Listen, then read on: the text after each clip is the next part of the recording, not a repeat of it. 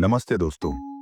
आपका स्वागत है एक ऐसी दिल दहला देने वाली कहानी में जो न सिर्फ आपके होश उड़ा देगी बल्कि आपके भीतर एक सिहरन छोड़ जाएगी, एक वैम्पायर की छाया की तरह जो अंधेरे में चुपचाप करीब आती है। यह कहानी है blood line of the Himalaya, shadows of the पिशाच। जहां हिमालय की बर्फीली वादियों में बहता है एक ऐसा खूनी रहस्य जिसकी नसों में आज भी वैम्पायर जिंदा है। इस कथा का आरंभ होता है भारत के उत्तर में फैले विशाल हिमालय से, जहां ऊंची चोटियां सदियों से अनकहे रहस्यों और पौराणिक प्राणियों की गोद में सोई हुई हैं। इन पहाड़ों की घाटियों में एक गुप्त पिशाच समुदाय छिपा हुआ है। ये पिशाच मानव रक्त से जीते हैं, लेकिन अजीब संतुलन बनाए रखते हुए जीवन युक्त मानव समाज के भीतर गोपनीय रूप से पलते बढ़ते रहे हैं। इस समाज का नेतृत्व करता है विक्रांत, एक सदियों पुराना करिश्माई लेकिन रहस्यमयी पिशाच जो चाहता है कि इंसान और पिशाच एक दूसरे के दुश्मन की बजाय साथी बने।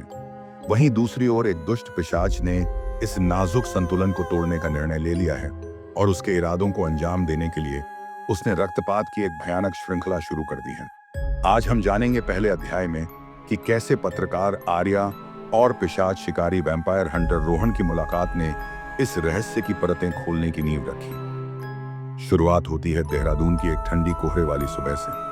जब पहिया की घूमती आवाज भी गूंजती है तो वातावरण सन्नाटा हो जाता है। उस सन्नाटे को अचानक चीख ने भंग कर दिया। चीख इतनी तेज थी कि आसपास के लोग डर के मारे अपने घरों से बाहर भागे।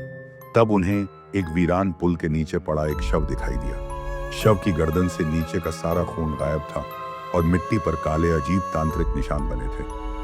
आर्या, जो एक हिम्मती और होशियार खोजी पत्रकार है, वह उस जगह पहुंची जहां हत्याकांड हुआ था। उसने खुद को घटनास्थल के पास खड़ा किया और इधर उधर देखना शुरू किया। चीख की गूंज अभी कानों में बज रही थी और उस खाली पुल की खामोशी चिंता बढ़ा रही थी। आर्या ने मन ही मन कहा, यह कोई साधारण हमला नहीं है, यह कहीं ना कहीं किसी पुराने काले जादू से जुड़ा लग रहा है। आर्या ने अगले ही दिन पुरातत्व संग्रहालय का रुख किया। वहां उसने पिशाच पुराण, बेताल उपाख्यान और अन्य प्राचीन ग्रंथों का अध्ययन किया।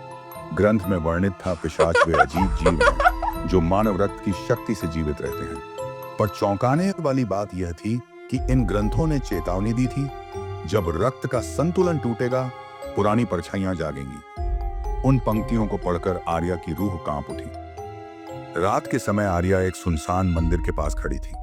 मंदिर की दीवारों पर जाले जैसे प्रतीक उकेरे हुए थे, जैसी कोई तांत्रिक रचना। तभी एक परछाई जी उठी। सामने खड़ा था वह रोहन, काले कपड़ों में सजा, तेज नजरें और कंधे पर घातक तलवार। रोहन ने गहरी कांपती आवाज में कहा, तुम यहाँ क्या खोजने आई हो पत्रकार महोदया? एक बार कदम रखोगी तो वापस नहीं लौट पाओगी। आर्या ने बिना डरे जवाब दिया, मैं सच जानने आई हूँ। झूठ और रहस्यों से इंसान का विश्वास डगमगा जाता है। मुझे दिखाओ कि असलियत क्या है। रोहन की आंखों में एक अजीब सा परिवर्तन आया। उसने तलवार पर लिखे मंत्रों को छुआ और अचानक वह एक दस्तावेज पेश कर बैठा। ये तांत्रिक निशान पिशाचों के ही हैं जिनकी कहानियों ने इस देश के लोक कथाओं में दहशत फैलाई हुई है। पर यह कोई परियों की कहानी नहीं, यह सच्चाई उससे भी अंधेरी है। आर्या और रोहन दोनों साथ हो लिए। वे जंगल की अंधेरी राहों पर आगे बढ़े। चारों ओर पेड़ों की खड़खड़ाती आवाज और रात की ठंडी हवाएं घुमड़ रही थी। तभी दूर से मंत्रोच्चारण सुनाई दिया। ठिठुरन सी दौड़ गई। दोनों ने छुपकर देखा।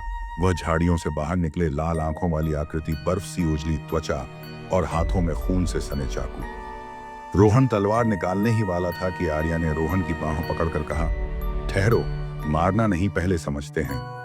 पिशाच ने धीमी खनकी हुई आवाज में कहा, तुम दोनों इस खेल के सिर्फ मोहरे हो, असली खिलाड़ी अभी सामने आएगा। फिर क्या था? रोहन ने पलटवार किया। तलवार और चाकू की टक्कर की आवाज गूंज उठी।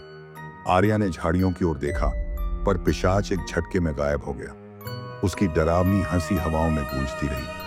कहते हैं रात अंधेरी होती है, पर इस रात का अंधेरा और भी गहरा था। अगले दिन आर्या के पास शहर के कोने कोने से सुराग आने लगे। किसी ने मंदिर के पास तांत्रिक चिन्ह देखे, किसी ने पुरानी हवेली में रोशनी।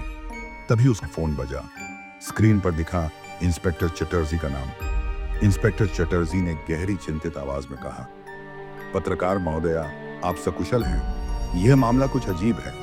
मुझे लगता है हमें मिलकर काम करना चाहिए। आर्या की आंखों में चमक थी। उसने ठान लिया, मैं इस रहस्य से पर्दा उठाऊंगी, चाहे इसके पीछे जो भी अंधेरे हों। और फिर हम पहुंचते हैं एक सुनसान गुफा के भीतर। दीवारों पर रक्त के धब्बे, फर्श पर पिशाचों की परछाइयां जैसे बेजान हों फिर भी जिंदा घूर रही हों। बीच में जला हुआ काला दीपक और चारों ओर मंत्रोच्चारण की गूंज। रक्त रेखा फिर से जागने वाली है। रात का अंधेरा घना था और बूंदाबांदी से भीगते पत्तों पर पानी की कतरे चमक रही थीं। आर्या और रोहन गहरे जंगल में खामोशी तोड़ते हुए आगे बढ़ रहे थे। रोहन ने मृदु स्वर में कहा, आर्या, इस बार हमें सावधानी से कदम रखना होगा। जो निशान हमें मिल रहे हैं वे पुराने निशानों से बिल्कुल अलग हैं। आर्या ने अपने ब्लॉक नोट में तेजी से कुछ लिखते हुए पूछा, कैसे अलग रोहन? क्या कोई नया पिशाच इन हत्याओं से जुड़ा है? रोहन ने चुप्पी तोड़ी और बताया, जी हाँ, इन निशानों के बीच नए चिन्ह उभर आए हैं। ये किसी युवा पिशाच के निशान हो सकते हैं जो परंपरा को मानने से इनकार करता है। हमें ऐसे पिशाच की तलाश करनी है जो मानव दुनिया की चमक दमक में खुद को खो चुका हो। इसी बीच आर्या के फोन पर इंस्पेक्टर चटर्जी का कॉल आया। चिंतित आवाज में उन्होंने कहा, आर्या, तुम्हारे बताए इलाके में कुछ अजीब गतिविधियां हैं। कल के मामले से भी जुड़ा हुआ लगता है। अगर तुम्हें मदद चाहिए तो तुरंत संपर्क करना। आर्या ने सहयोग का धन्यवाद किया और बोली, सर, हम सावधानी से आगे बढ़ रहे हैं, जल्द ही मिलते हैं। फोन कटते ही रोहन ने सुनाया, इंस्पेक्टर को भी शक होने लगा है, पर यह केस पुलिस की पहुंच से बाहर है क्योंकि इसमें तांत्रिक और पिशाचों से जुड़ी गुत्थियां हैं। पिछली रात मिली वो दस्तावेजें याद आ रही हैं। एक पन्ने पर लिखा था, जब परछाइयां खुलकर चलेंगी तब मानव जगत पर अंधेरा छा जाएगा। मैं समझता हूं इस नए पिशाच का मकसद कुछ बड़ा है। आर्या ने दृढ़ता से कहा, हम उसे ढूंढ निकालेंगे, चाहे खबर बनानी हो या सच उजागर करना हो। थोड़ी ही देर में दोनों एक पुरानी हवेली पहुंचे जहां से अजीब गूंज और हल्की लालटेन की रोशनी आ रही थी। हवेली के अंदर घुसते ही एक लड़की की आहट सुनाई दी।